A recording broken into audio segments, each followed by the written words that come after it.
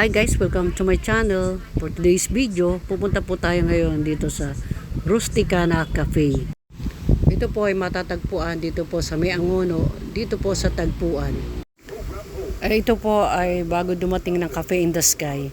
So ito po ay nasa right side, madali pong makita. So let's go guys, pasukin po natin yung loob kung masarap po yung food nila at kung kagano po kaganda yung lugar.